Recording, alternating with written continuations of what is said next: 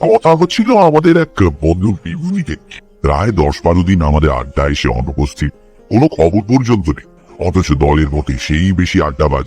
রোজকার মতো আমরা আমাদের ক্লাব ঘরে এসে সেদিনও সন্ধ্যেই জমায়েত হয়েছি এবং কখন যে আকাশ ভেঙে মুষলধারায় বৃষ্টি নেমেছে এরও পাই। খেয়াল হলো রাত 9:30 নাগাদ।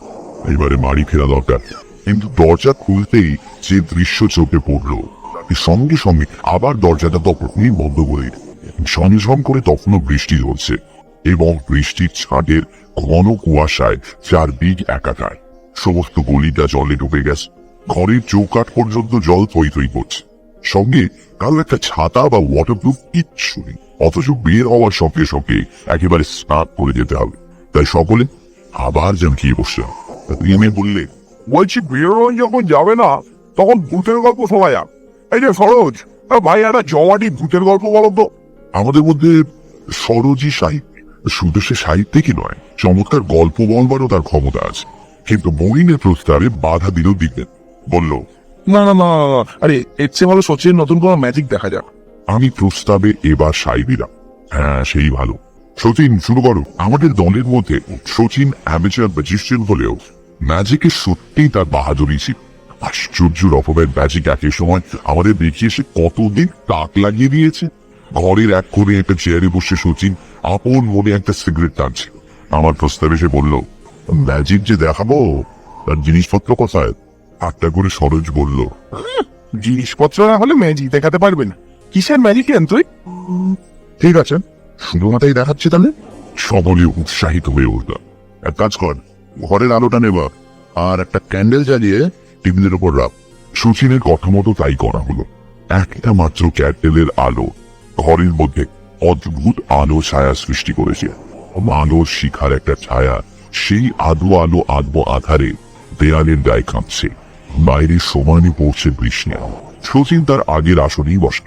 আমরা 12 জন ঘরের একদিকে গা ঘাসা বেশি করে বসেছি। কিরে, শুরু কর তো ম্যাজিক, বলল সরোজ।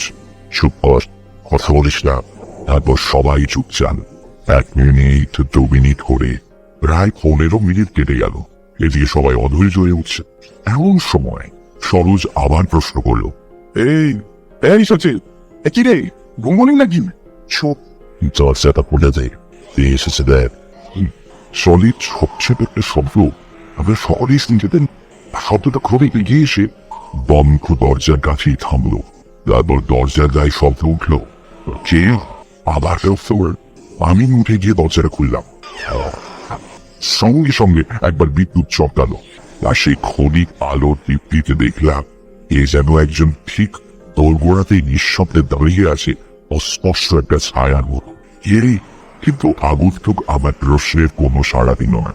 খানিকটা জমাট কুয়াশার মতোই পাশ কাটিয়ে ঘরে গিয়ে ঢুকতেই আমি দরজাটা যেমন বন্ধ করেছি, সঙ্গে সঙ্গে দমকা আওয়াজ ঘরের একটি মাত্র ক্যান্ডেলের আলোতে টিপে গেল। নগরতে ঘন অন্ধকার চারিদিক গ্রাস হইল। এবারে সচিন প্রশ্ন করল, তুমি কে? আমি বিভূতি। কে বিভূতি? বিভূতি চক্রবর্তী। হাত বাড়িয়ে দেয়ালে আলো সুইচটা টিপলাম। খট করে একটা শব্দগুলো মাত্র কিনল। ঘরে আলো জ্বলছে না। আর ঠিক সেই মুহূর্তেই মনে হলো এ যেন ঠিক আমার পাশেই দাঁড়িয়ে একটা দীর্ঘশ্বাস ছাড়ল। নিজের অজ্ঞাতেই দৌড়ান পিছিয়ে একেবারে দেয়াল ঘেঁষে দাঁড়ালাম। ভয়ে তখন আমার গলা পর্যন্ত যেন শুকিয়ে উঠেছে। হঠাৎ এমন সময় মনে পড়ল, বিভূতি চক্রবর্তী আমাদের বন্ধু হবে। স্বামীদের সঙ্গে যেন ভয়টা কেটে গেল। উৎসাহ নিয়ে বললাম, বিভূতি তুই? সেই আগের মতো চাপা কণ্ঠস্বর। মনে হলো বড় কষ্ট হচ্ছে তার কথা বলতে। আরো মনে পড়লো বিভূতি তো থাকে সেই ভবানীপুরে। প্রায় 10-12 দিন আড্ডায় আমাদের আসে না। সে এই প্রচন্ড বর্ষণমুখর রাতে সেই ভবানীপুর থেকে এসেছে। বিস্ময়ই লাগে। আমি এবারে প্রশ্ন করলাম, এই ঝড় জলের মধ্যে এত রাতে তুই? ব্যাপার কি বিভূতি? বিভূতি আবার প্রশ্নের কোনো জবাব না দিয়ে সচিনকে সম্বোধন করে বলল, সচিন, আমাকে তুই ডাকছিলি কেন? প্রশ্ন করলো এবার সরোজ। এই জলের মধ্যে তুই এলি কি করে গে দিব? জল? হ্যাঁ, বাইরে তো ভীষণ বৃষ্টি। তা হবে কি রে, চারিদিকে জল থই থই করছে। তুই কি আগেই বের হয়েছিলি? না তো, সচিন টাকার সঙ্গে সঙ্গে তো এলাম। এই বাবা, ভিজে গেছিস তো একেবারে। ওই কি বিভূতি, ও মাথা খারাপ হয়ে গেছে দেখি। হঠাৎ আবার বিভূতি বলে উঠল, আমি চাই ভাই, আমি চাই। যাবি কোথায়? যাবি এই বৃষ্টির মধ্যে? তোর কি মাথা খারাপ হলো নাকি?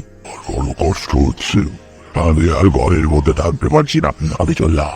শ্যামুড়ির সঙ্গে দরজাটা যেন খুলে গেল, ঠিক সেই মুহূর্তে ঘরের আলোটা দপ করে জ্বলে উঠল। কিন্তু কোথায় বিভূতি? আমরা ঘরের মধ্যে হতভক্তের মতো দাঁড়িয়ে আছি। বিভূতি, বিভূতি, বিভূতি! আমি ছুটে দরজার বাইরে গেলাম। বৃষ্টি তখন থেমে গেছে, গলির মধ্যে জল অনেকটা কমে এসেছে।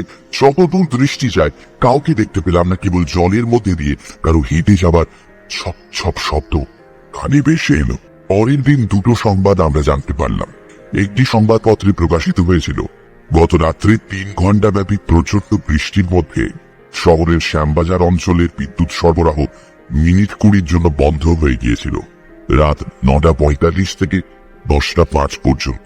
আর একটা, গত রাত্রে দিন কয়েক হোকবার পর টাইফয়েডে আমাদের বন্ধু বিভূতি চক্রবর্তী রাত 9:30 মারা গেছে।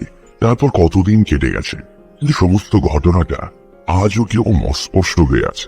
এটা যেমন স্বীকার করে নিতে পারেনি কোনোদিন যে ব্যাপারটার মধ্যে শচীনের কোনো ম্যাজিক আছে, তেমনি এটাও স্বীকার করে নিতে মন চায়নি যে ব্যাপারটার মধ্যে আদৌ কিছু ভৌতিক আছে। তবে যা ঘটেছিল তা কিন্তু বর্তে বর্তে সত্যি।